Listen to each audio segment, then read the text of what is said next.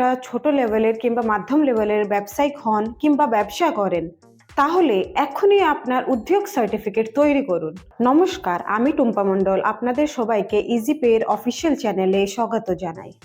আজকের এই ভিডিওতে আমি আপনাদের বলবো উদ্যম সার্টিফিকেটটা কি, আর কিভাবে ওটা বানানো যায় এবং ওর লাভটা কি, এবং কিভাবে আপনি এইটাকে নিজেই তৈরি করতে পারবেন।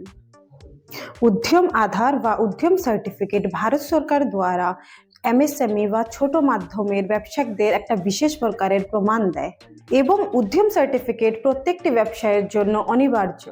যদি আপনার কাছে আগে থেকে কোনো উদ্যম সার্টিফিকেট না থাকে, তাহলে আপনিও নিজে থেকেই ওটা অ্যাপ্লাই করতে পারেন।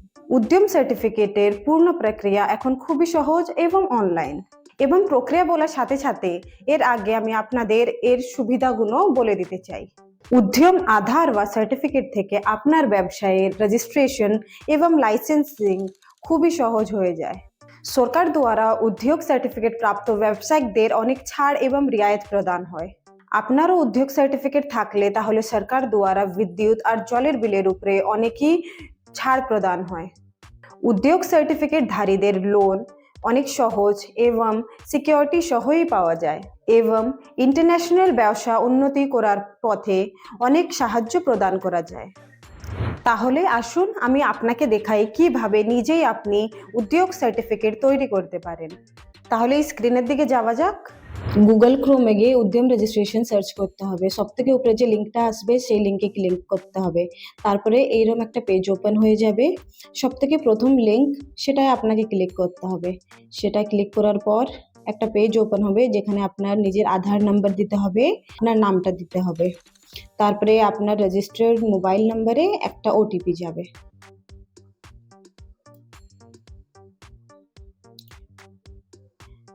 আধার ওটিপিটা এখানে দেওয়ার পর ভ্যালিডেট করে দিতে হবে।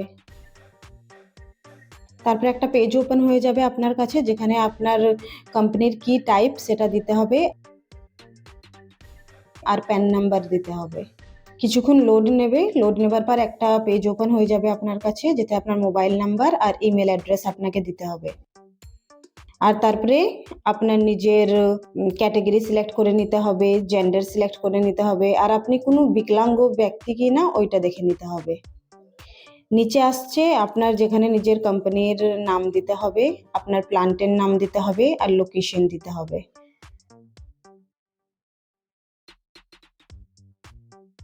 কিছুক্ষণ লোড নেবার পর এইরকম একটা পেজ ওপেন হয়ে যাবে। এই পেজে আপনার উপরের নামটা কপি করে দিয়ে দিতে হবে, আপনার ভিলেজ, টাউন, আর ব্লকটা কি, পিনকোড কি, ডিস্ট্রিক্ট কি, ওইগুলো দিয়ে দিতে হবে। তারপরে আপনার কাছে একটা পেজ ওপেন হয়ে যাবে। সেই পেজটা ওপেন হয়ে গেলে ওইগুলোকে কপি করে সেম অ্যাড্রেস নিচেই কপি করে দিতে হবে। আপনার কাছে একটা লোকেশন ওপেন হয়ে যাবে। সেই লোকেশনে আপনার যেটা লোকেশন সেটা সিলেক্ট করে নিতে হবে। তারপরে একটা পেজ ওপেন হবে আপনার কাছে, যেখানে ডেট অফ ইনকর্পোরেশন দিতে হবে। ডেট অফ ইনকর্পোরেশন আর ডেট অফ কমেন্সমেন্ট একই থাকবে, ওই দুটোই ডেট সেম হবে। তারপর নিচে আপনার ব্যাংক ডিটেলটা দিতে হবে। ব্যাংক ডিটেল, আইএফএসসি আর অ্যাকাউন্ট নাম্বারটা দিয়ে দিতে হবে।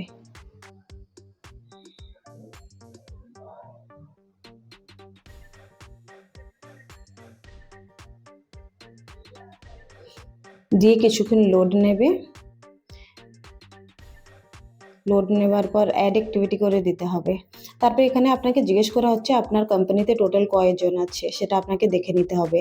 তারপরে আপনাকে জিজ্ঞেস করা হচ্ছে লাস্ট ইয়ার, তার মানে গত বর্ষ আপনার কোম্পানির কত টার্নওভার ছিল, ওটা এখানে দিয়ে দিতে হবে। এইখানে নাম্বার 25টা ছেড়ে বাকি সবে নো নো নো করতে হবে। এখানে একটাও ইয়েস করতে হবে না, শুধু নাম্বার 25টা ছেড়ে। তারপর সাবমিট ফর ফাইনাল ওটিপি করে দিলে আপনার রেজিস্টার্ড মোবাইল নাম্বারে একটা আধার ওটিপি যাবে। কিছুক্ষণ লোড নেওয়ার পর একটা পেজ ওপেন হয়ে যাবে, সেখানে আপনার ওটিপি দিতে হবে। আর নিচে ক্যাপচা আসছে, সেই ক্যাপচাটা দিয়ে সাবমিট করে দিলে আপনার রেজিস্ট্রেশন কমপ্লিট হয়ে যাবে। এখানে একটা পেজ ওপেন হয়ে গেছে, যেখানে আপনার রেজিস্ট্রেশন নাম্বার চলে এসেছে। এবার আপনার উদ্যম সার্টিফিকেট রেডি হয়ে গেছে। এটাকে আপনি প্রিন্ট করে নিতে পারেন কিংবা পিডিএফ এর মাধ্যমে সেভ করে নিতে পারেন। যদি আপনার আগে থেকেই উদ্যম সার্টিফিকেট বানানো আছে কিন্তু এই মুহূর্তে আপনার কাছে নেই, তাহলে আপনি এখানে আপনার উদ্যম রেজিস্ট্রেশন নাম্বার থেকে ওইটা বের করে নিতে পারবে। এর জন্য আপনাকে শুধু আপনার রেজিস্ট্রেশন মোবাইল নাম্বার দিতে হবে। মোবাইল নাম্বার দেওয়ার পরে ওই মোবাইল নাম্বারে একটা ওটিপি যাবে।